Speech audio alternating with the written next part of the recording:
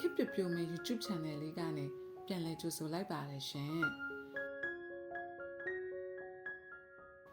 ကောင်းမွန်တဲ့ပေါင်းတင်ဆက်ဆံရေးကိုတည်ဆောက်နိုင်ဖို့အတွက်ပြပြမေတို့ ready ဖြစ်နေကြပြီလို့ယုံကြည်ပါတယ်ဒီနေ့ session လေးကိုနားမထောင်ခင်မှာပြပြမေတို့ကိုမိကွန်းလေးတစ်ခုလောက်မေးပြစေကို့အနာဂတ်အတွက်ကိုဖြစ်ချင်တာတွေကိုမိသားစုဝင်တွေလက်ခံလာအောင်ပြောပြနိုင်ခဲ့လား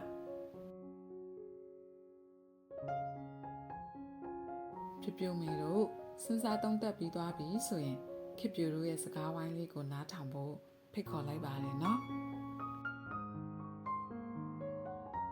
ခေပြငါတို့မိန်းကလေးတွေကအသက်ကြီးလာတာနဲ့အမျှပြောင်းလဲလာပြီးငါတို့ရဲ့အုတ်ထင်းသူတွေနဲ့လည်းဆက်ဆံရေးမှာပြောင်းလဲလာတယ်လို့ငါထင်တယ်ဟုတ်တယ်လေအသက်တွေလည်းကြီးလာတော့အနာဂတ်အတွက်ငါတို့ဖြစ်ချင်တာတွေလည်းငါတို့သိလာပြီ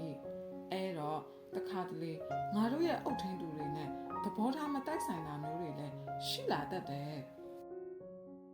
ငါတို့အဲ့လိုမျိုးတွေမဖြစ်ချင်ပါဘူးဘယ်တော့မှလည်းဖြစ်ချင်မှလည်းမဟုတ်ပါဘူး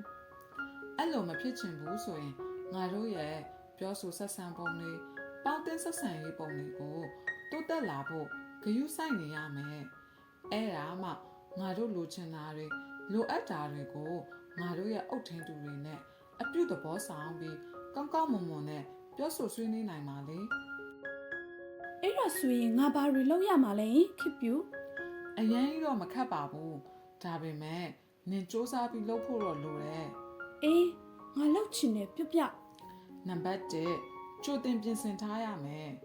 နင့်အနေနဲ့နင်လိုချင်တာတွေနင်ဖြစ်ချင်တာတွေကိုပြောတဲ့အခါ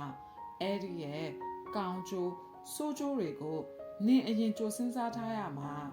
နင့်ရဲ့အုတ်ထင်းတူတွေကလည်းကောင်းကျိုးကဘာလဲဆိုပြီးမေးလာမှာပဲလေတစ်ဖက်မှာလည်းပဲဆိုးကျိုးကိုပြန်ပြီးထောက်ပြလာနိုင်တယ်အဲ့ဒီခါနင်ကတမိသားတွေအကုန်စဉ်းစားထားပြီးသားပါမဟုတ်ရင်လည်းတမိစဉ်းစားထားတဲ့ကောင်းကျိုးဆိုးကျိုးတွေကိုပြောပြမယ်နော်ဆိုပြီးအရင်ကြိုပြောပြထားလို့ရတယ်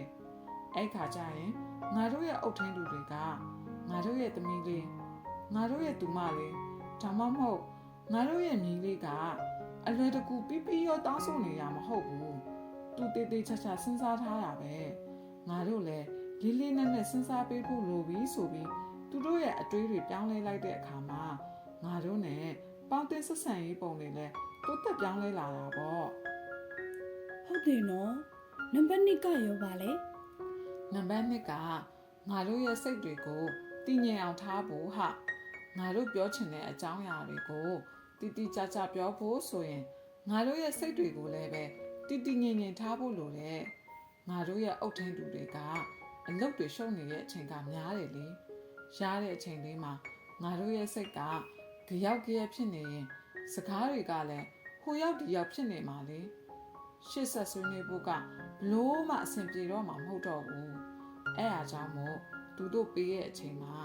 တိတိကျကျနဲ့ပြောနိုင်ဖို့ဆိုရင်ငါတို့ရဲ့စိတ်တွေကိုတည်ငြိမ်အောင်ထားဖို့လိုတယ်ပြီးတော့ရောနောက်တစ်ချက်ကအချိန်ကောင်းကိုရွေးဖို့လိုတယ်ငါတို့ရဲ့အုတ်ထင်းတူတွေကအချိန်ပေးနိုင်ရင်တောင်မှသူတို့ရဲ့စိတ်အခြေအနေကရှုပ်ထွေးနေလားအေးဆေးဖြစ်နေလားဆိုတာအရင်လေ့လာဖို့လိုတယ်ဟေး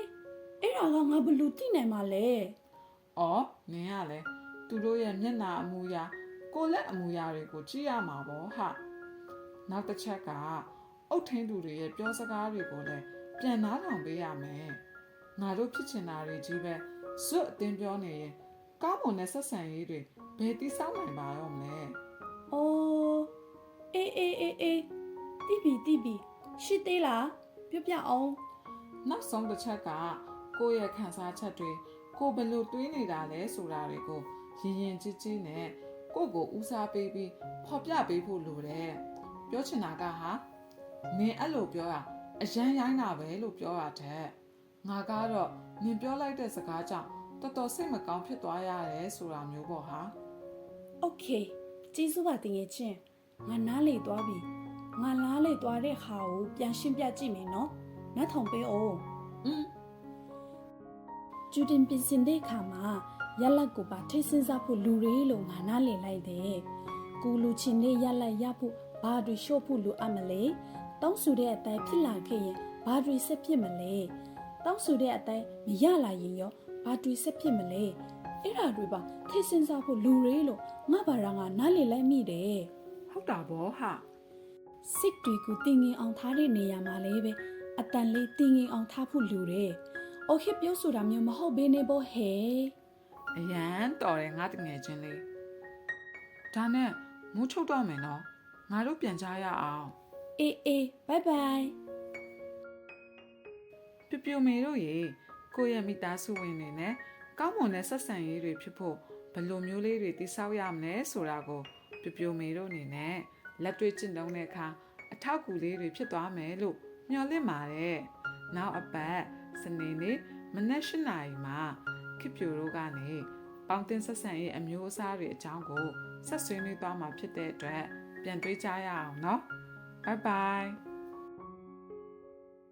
ခေပြူပြူမေ channel လေးကနေပြူပြူမေတို့အတွက်အသိပညာဗဟုသုတတွေအများကြီးရတယ်ဆိုရင် subscribe like and share လေးတွေလုပ်ပေးဖို့ပြူမေတို့တောင်းဆိုပါရစေ။